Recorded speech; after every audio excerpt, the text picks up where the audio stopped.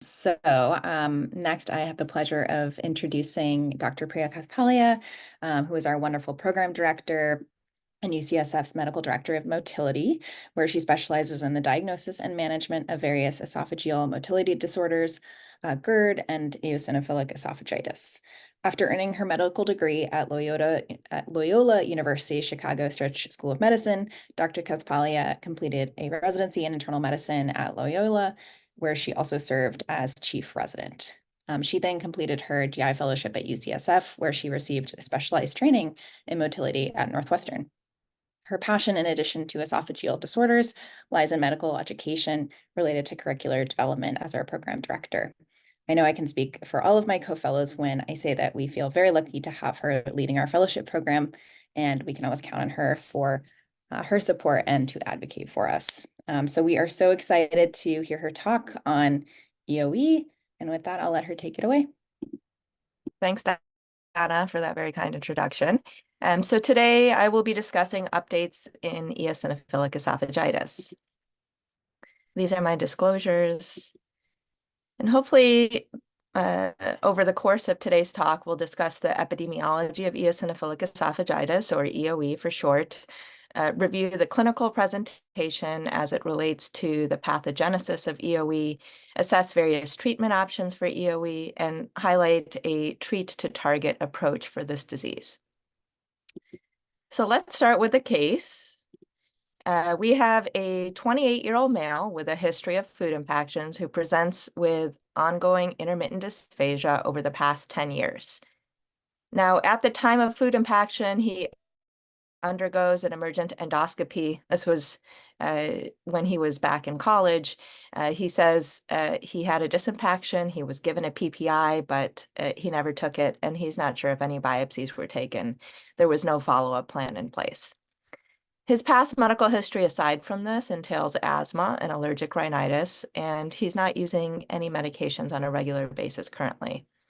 Of note, he has an older brother with similar dysphagia symptoms to what he's experiencing, though the brother has had no formal diagnosis. So we plan to pursue an endoscopy given our high suspicion for eosinophilic esophagitis. I'm hesitant to start therapy until making a formal diagnosis, and we'll discuss that in more detail shortly. So let's start by giving a little bit of background information on EOE. It was first described in the 90s, and it has become increasingly recognized as a clinical entity since then. We really are noticing more of this diagnosis. And I think the question is it truly increasing in incidence, or are we becoming better at diagnosing it, or is it a combination of both? I think it's probably the latter. The incidence reported in adults is 7.7 out of 100,000 adults per year, and in children is 6.6 out of 100,000 children per year currently. And depending on the estimate of the prevalence, healthcare costs range anywhere from $500 to $947 million per year. This is a nice slide showing the historical context of eosinophilic esophagitis. There was perhaps one case report in the 70s, but really we didn't recognize it as a distinct entity until the mid-90s. The first consensus guidelines for EOE came out in 2007, second consensus guidelines in 2011. We then have pediatric guidelines that emerged in 2014, and we ultimately have the AGREE consensus guidelines, which we'll review back in 2018. So extremely young disease overall. With regards to epidemiology of EOE, the male to female predominance is 3-to-1, and there is thought to be an average delay in diagnosis of about 4 years. Many times the patients are started on empiric GERD treatment, or they're advised to chew their food better. A lot of these patients are young, and so they are not that great with follow-up at times, and so that in part is probably related to the delay in diagnosis. Now, there's a biphasic age at presentation with children ages 6 to 10 in the first peak, and then adults in their 30s to 40s. And there is an association with EOE and other atopic conditions. In fact, we can see atopic conditions in 30 to 80% of patients. And it's always helpful to ascertain that history when you're seeing these patients. Now, it's also important to assess for family history. It has been shown that about 6.5% of patients have a parent or a sibling with EOE, and certainly a family history increases the individual's risk for the condition. And interestingly, the risk varies by the particular relationship, with a higher risk if a father or brother is affected. One study suggests familial associations have a relative risk ratio as high as 64-fold among brothers. In monozygotic twins, the proband concordance has been reported at 58%, suggesting a genetic component to the disease. This is a nice slide showing the clinical presentation varies depending on the age of the patient, the chronicity of the disease, and prior treatments. Children often have more of an inflammatory phenotype, and so often present with feeding refusal or vomiting, or perhaps some atypical chest discomfort. But over time, as fibrosis and remodeling occur, solid food dysphagia and food impactions tend to be more predominant. It's also important to recognize that many patients have subconsciously developed compensatory eating behaviors to minimize symptoms. So it's really important to question their eating habits when you're seeing these patients in clinic. For example, do they eat slowly? Do they find themselves chewing excessively? Do they drink water after each bite? Are they subconsciously avoiding certain foods because of fear of these symptoms? So definitely want to ask these questions when seeing these patients in clinic.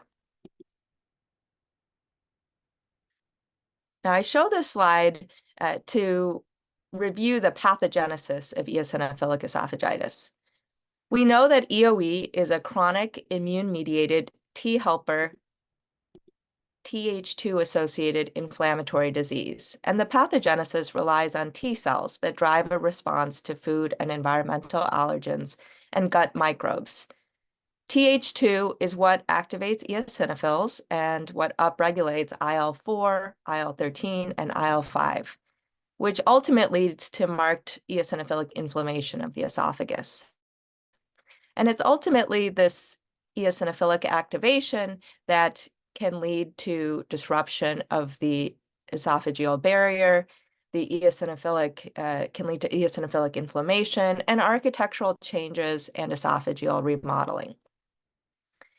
And remodeling in general entails fibrosis, angiogenesis, and smooth muscle hypertrophy, which is ultimately what leads to stenosis or luminal narrowing in the esophagus, as well as some degree of esophageal dysmotility. This slide really highlights that there are many different targets for therapy when you look at the pathophysiology of the disease, and we'll be discussing that in greater detail today. So what constitutes the diagnosis of eosinophilic esophagitis?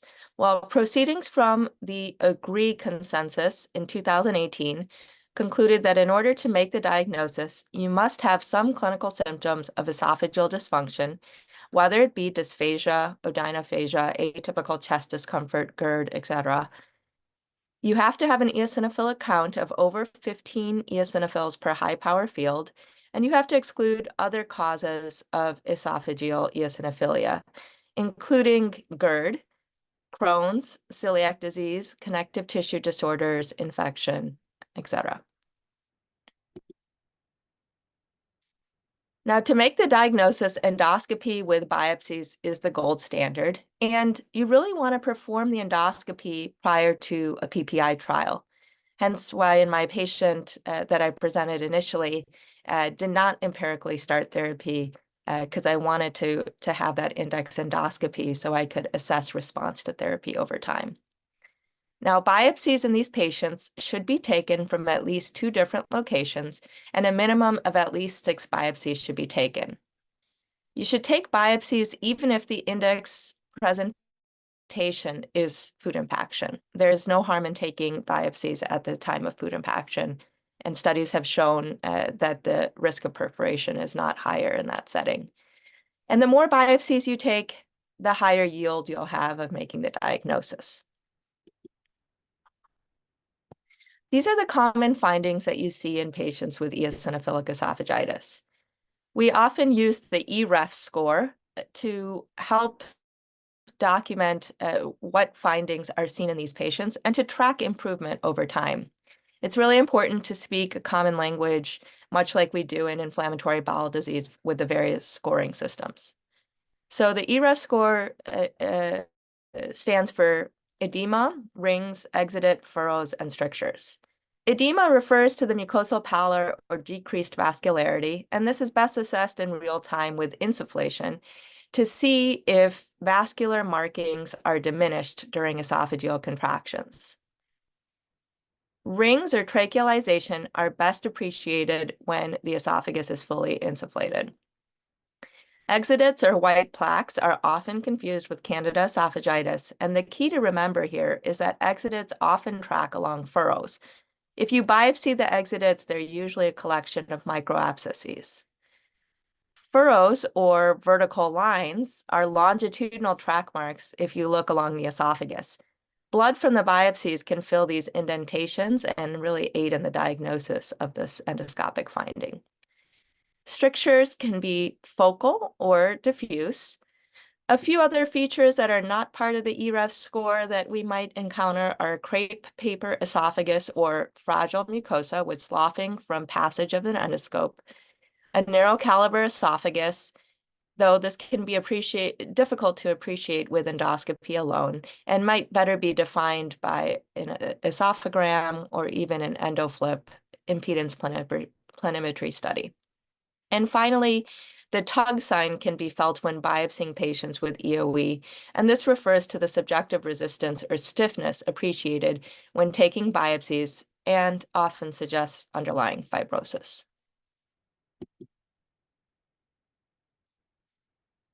So there are various treatment options when discussing management of eosinophilic esophagitis. This can entail PPIs, topical steroids, dietary interventions, Dupilumab, and dilations. Now, going back to our patient, sorry.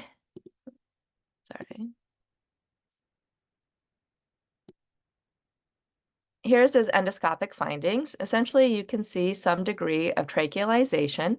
You can appreciate vertical furrows, and you can see these whitish exudates, like I said, that often track along vertical furrows. On biopsies, the distal esophageal biopsies showed over 150 EOs per high power field, and in the proximal esophagus, he had over 100 EOs per high power field. So we have a discussion with the patient about the various treatment options, and ultimately he decides to start on omeprazole 40 milligrams twice daily, taken before meals. At 3 months, we repeat his endoscopy, and he is feeling markedly better at this point. Still some occasional dysphagia symptoms, but overall much better from index presentation. And we do an endoscopy, which still is showing some degree of trachealization, but the furrows and the exudates have improved. On biopsies, he still has over 75 EOs per high power field in the distal esophagus and over 60 EOs per high power field in the proximal esophagus. I call him back to clinic to discuss these findings, and I really question him on his compliance with the BID PPI, and he admits that he's been having difficulty remembering to take the medication twice daily. And he's inquiring if there's perhaps something that doesn't require him to take a medication on a regular basis. So let's talk a little bit about proton pump inhibitors. With regards to PPIs, the prior 2011 consensus guidelines and the 2013 ACG guidelines had recommended a PPI trial for 8 weeks to exclude PPI-responsive esophageal eosinophilia, but this is no longer required to make the diagnosis of EOE. It is thought that exposure to gastric acid has led to loss of mucosal integrity, but over time, it has also become clear that there are patients without a GERD phenotype who still respond to PPI therapy with regards to their EOE. And so there must be an anti-inflammatory response, as many patients on pH testing have normal esophageal acid exposure time with this diagnosis. And we now know that PPIs can inhibit the migration of inflammatory cells through multiple mechanisms, including interference of eotaxin 3, which mediates the recruitment of eosinophils. Patients who require PPI therapy are generally tried at higher dosages than just for GERD, but the truth is the exact PPI at which dosage for what duration is still very much a work in progress. The pooled response rate of PPIs versus placebo has been found to be 42% versus 13% in placebo. I would argue that PPIs, due to their effectiveness, their widespread availability, their ease of administration, and their overall safety profile, make this a popular first-line treatment option. In my own clinical practice, I almost always start with PPIs at the highest dosage, and then I repeat an endoscopy 2 to 3 months thereafter to confirm endoscopic and histologic remission. And then I taper based on clinical symptoms. Next, let's discuss topical steroids for this condition, which to date have been used off-label. Now, the fluticasone inhaler is the topical steroid that has been most commonly used, and we use this inhaler, but instead of inhaling, they squirt and swallow the medication so that it coats the lining of the esophagus. Budesonide slurries have also been given to date, but they're cumbersome for the patient to use. You have to mix it with a thickener, sugar, artificial sweeteners, or honey, and you have to swallow the slurry twice a day. Some compounding pharmacies are able to make this, but overall, it's burdensome to get. Overall, there have been 8 different RCTs in children and adults, and the histologic response rates to topical steroids are reported as high as 65% versus 13% in placebo. Now, topical steroids were used off-label until last month, and we'll discuss a new therapy, a budesonide formulary, Eohilia, that was approved last month.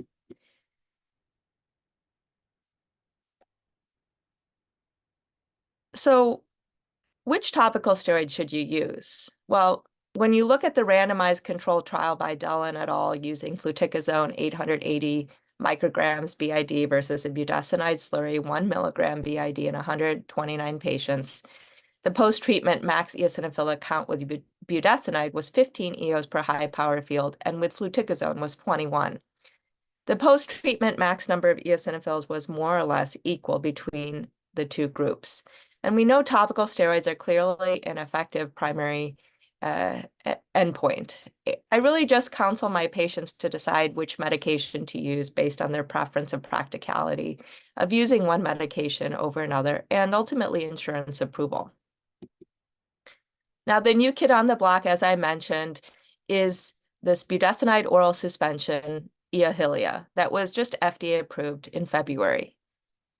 Eohilia has thixotropic properties, meaning it's a viscous suspension formulary that allows a suspension to become more fluid when shaken, and then it returns to a viscous state once swallowed. And so this is a really novel formulary that's going to prevent the need of using the compounding pharmacies to make the budesonide. And Flovent, you may have experienced while trying to order it recently, has been discontinued as of January of this year. And so I think we're going to be using a lot more of Eohilia in the coming years. Now, the approval of Eohilia was based on data from 2 double-blinded parallel group placebo-controlled 12-week phase 3 trials.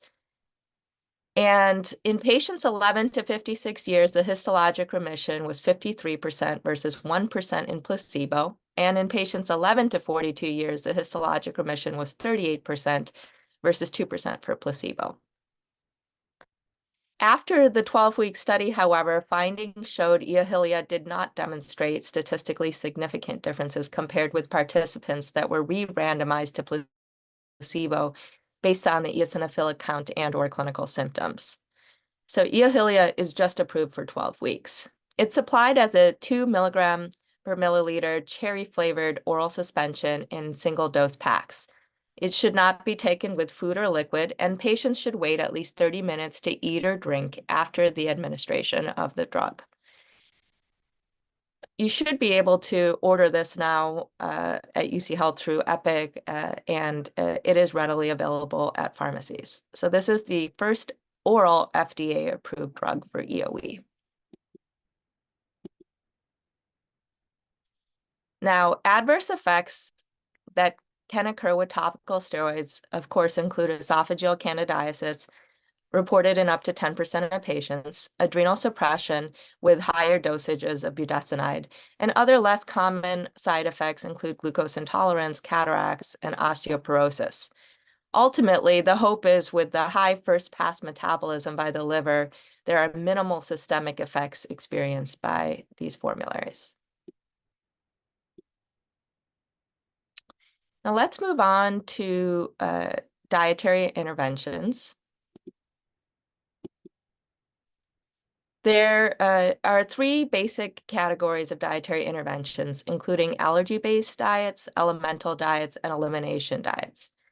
Allergy-based diets entail IgE-mediated testing, such as skin prick testing or patch testing, which has not been found to be effective in understanding what foods patients may have an adverse effect to with eosinophilic esophagitis.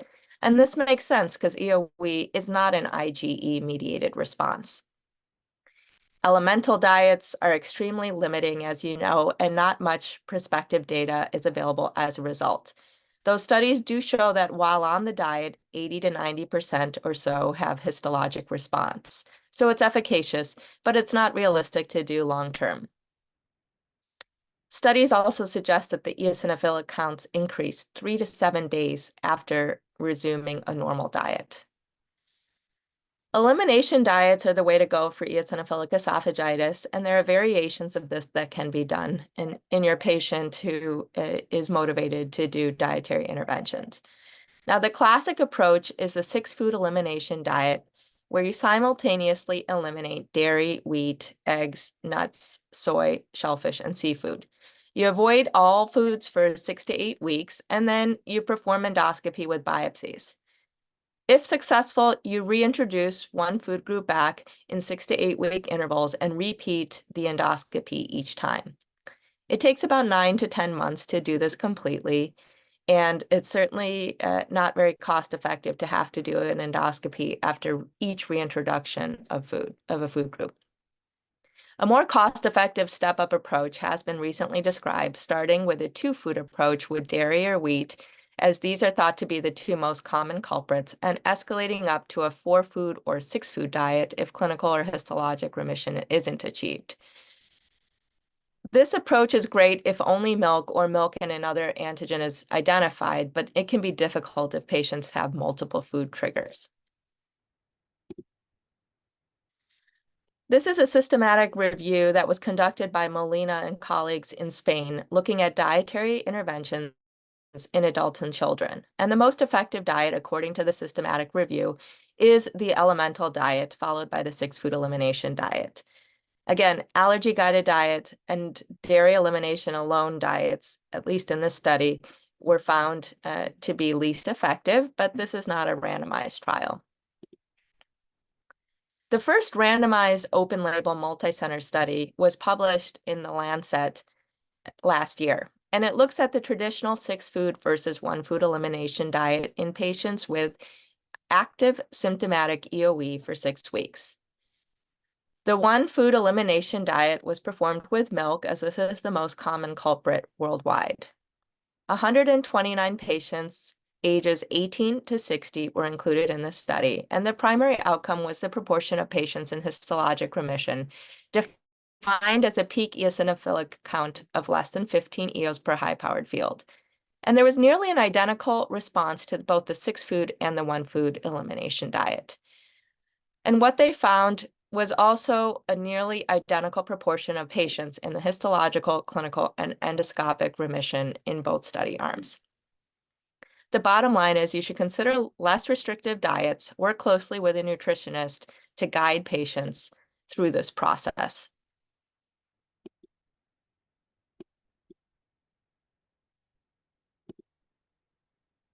Now let's move on to looking at other targets for therapy, some of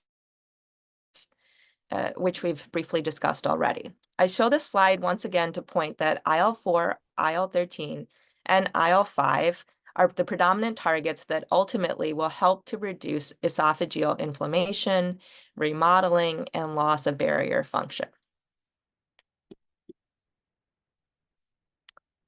So the other new kid on the block is Dupilumab or Dupixent, and this is a human monoclonal IgG4 antibody that inhibits IL-13 and IL-4 signaling by binding to the IL-4R alpha subunit.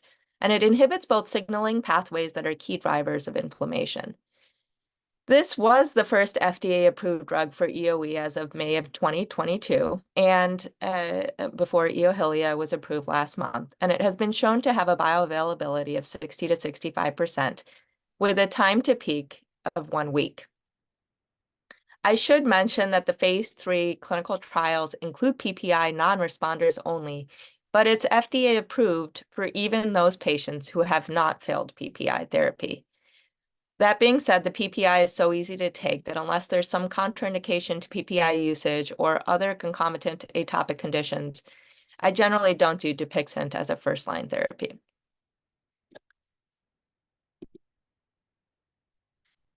So let's jump to the phase 3 study designs that led to approval of the drug. And this was a 3-part parallel group placebo-controlled trial that included 2 24-week treatment groups and separate groups of patients. Patients who responded to PPI therapy were excluded from this study, as I mentioned. There are 3 groups in this study. In Part A, patients received Dupixent 300 milligrams weekly versus placebo. In Part B, this was the randomized induction phase that led to FDA approval. Patients received Dupilumab 300 milligrams weekly versus every other week versus placebo for 24 weeks. And in Part C, patients from Part A and B received Dupilumab 300 milligrams weekly for 28 weeks. And the phase 3 results suggested histologic remission at week 24, more commonly in the weekly Dupilumab group than the placebo group in Parts A and B. In Part A of the trial, 60% of the 42 patients who received Dupixent achieved histologic remission compared to 5% of the 39 patients who received a placebo. In Part B, 59% of the 80 patients who received Dupixent achieved a predetermined level of reduced eosinophils in the esophagus compared to 6% of the 79 patients who received the placebo. And in Part C, histologic remission was achieved regardless of whether patients received Dupilumab or placebo in Part A. Reductions in the dysphagia symptom questionnaire observed with weekly Dupilumab, but were not observed with every other week dosing. Patients in Part A who received Dupixent experienced an average improvement of 22 points in their DSQ score compared to 10 points in patients who received the placebo.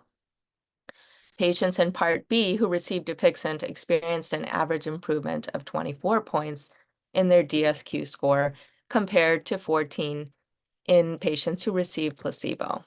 So it's this phase 3 data that led to approval of the drug in 2022.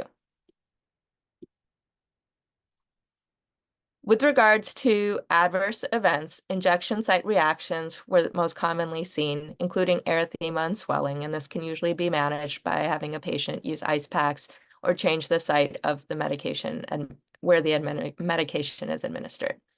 URIs, arthralgias, and herpes viral infections have also been reported with use of Dupilumab. So who should get Dupilumab? Well, patients with other atopic conditions should certainly get this, though I should mention the other atopic conditions for which Dupilumab is approved, the dosing is actually 300 milligrams every other week. But for eosinophilic esophagitis, it's approved for weekly dosing. For those who have lack of response to PPI therapy, those who have a poor response to topical steroids or elimination diets, patients with severe phenotypes, for example, those requiring repeated dilations for strictures or a narrow caliber esophagus, those with severe diet restrictions, and then again, those with other atopic conditions who are already on other steroid forms. And then ultimately, it's up to patient preference on whether or not Dupilumab should be started. And I think the bottom line is that shared decision-making is key in determining what therapy to start for these patients. So back to our patient.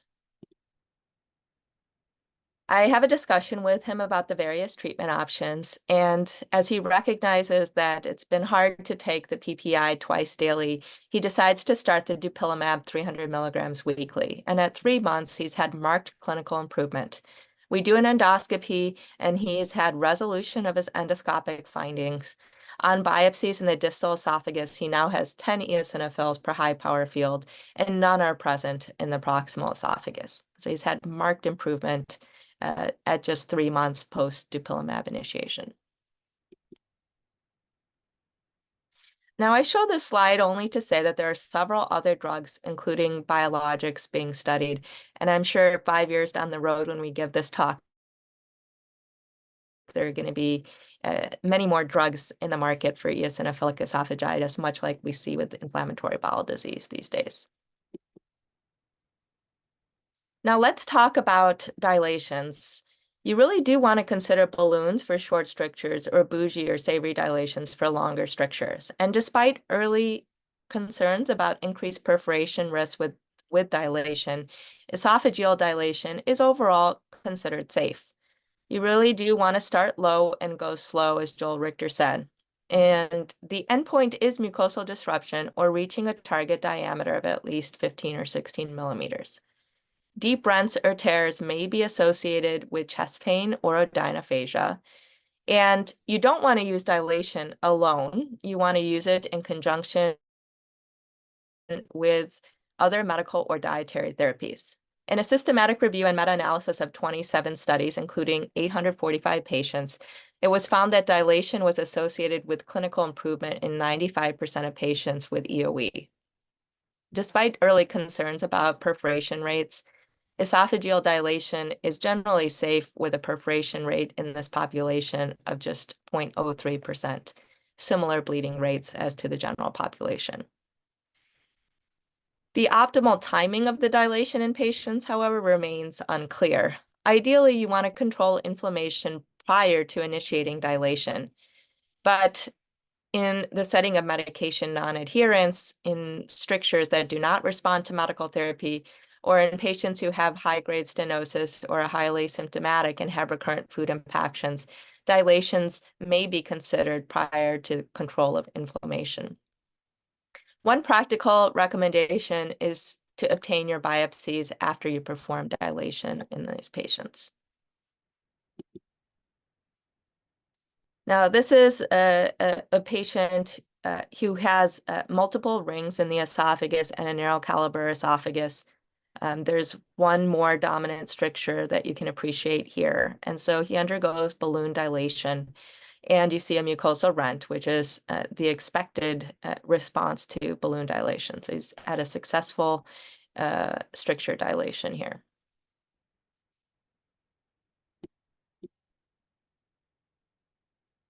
Now, when you're discussing assessing response to eosinophilic esophagitis, it's really important that your endoscopy is performed every 10 to 12 weeks until you are in remission. Once in clinical pathologic remission, you can use symptoms to guide tapering of therapy to the lowest effective dose. And I can't stress enough how important it is for a patient to be on maintenance therapy for this condition, which is why you don't just want to start PPIs at the time of food impaction without doing biopsies. Because you do want to make the diagnosis and follow them closely and keep them on the lowest effective dose of the medication. And routine clinical and endoscopic follow-up should continue after remission is achieved. I generally will perform endoscopies every 1 to 2 years on these patients to confirm ongoing remission.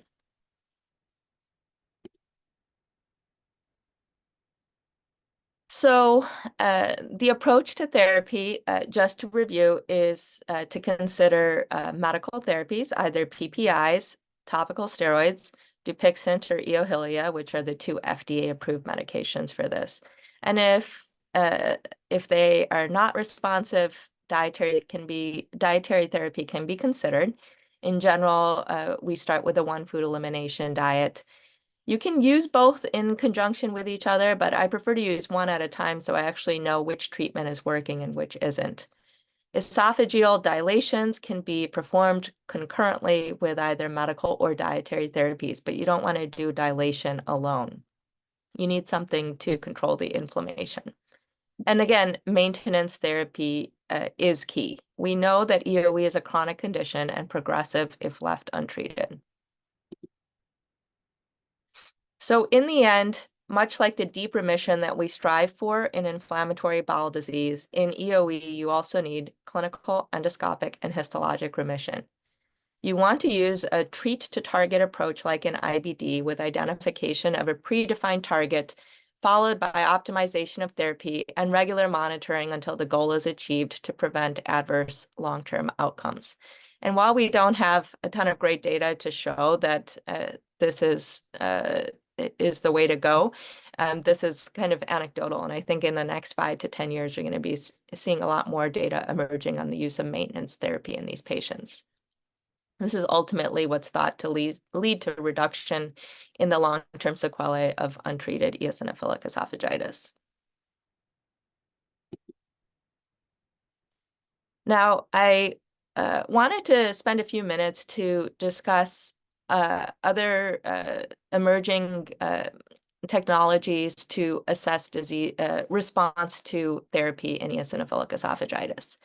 And so one such technology is called Endoflip, or impedance planimetry, which offers a unique evaluation of esophageal function. Endoflip provides a simultaneous measurement of cross-sectional area and interballoon pressure, which allows us to understand the distensibility of the esophagus. And so here's a nice example that highlights the use of FLIP in EOE. And this is a patient with established EOE who has symptoms despite resolution of esophageal eosinophilia. There's no frank stricture or significant luminal narrowing on esophagram or endoscopy. And because he's had histologic remission but is still having ongoing symptoms, manometry is performed and shows maybe some ineffective esophageal motility, but is otherwise normal. There's no major motility disorder. The patient undergoes endoscopy at this point with Endoflip to evaluate the distensibility of the esophagus, with the thought that his symptoms may be related to decreased distensibility in the esophageal body despite resolution of inflammation. And here you can see with balloon distension from 20 to 30 cc's, he has no change in the diameter of the esophagus or the cross-sectional area. But his balloon pressure increases markedly from 50 to 135, with just minimal distension, increased distension of the esophagus. And while this doesn't provide new options for therapy, it certainly helps to provide a mechanistic causality for his ongoing symptoms and suggests that perhaps empiric dilation would be beneficial in this patient. I think we're going to be seeing a lot more uses of Endoflip in assessing disease response in patients with eosinophilic esophagitis in the coming years. So hopefully at this point you recognize that EOE is more common in males and has a bimodal age and onset. There are multiple different therapies that we use for this condition: PPIs, topical steroids, elimination diets. There are 2 FDA-approved drugs now for eosinophilic esophagitis: Dupilumab, which is an injection medication taken on a weekly basis, and then Eohilia, budesonide formulary that's taken twice daily. There are several emerging biologics in the pipeline for eosinophilic esophagitis, and you want to combine medical therapies with dilation if a stricture is present. Dilations are safe in these patients, even at the time of food impaction. And maintenance therapy is needed to prevent recurrence and progression of the disease. And ultimately, goal of therapy is deep remission. Clinical, endoscopic, and histologic remission is key. And with that, I'm happy to take any questions that you have.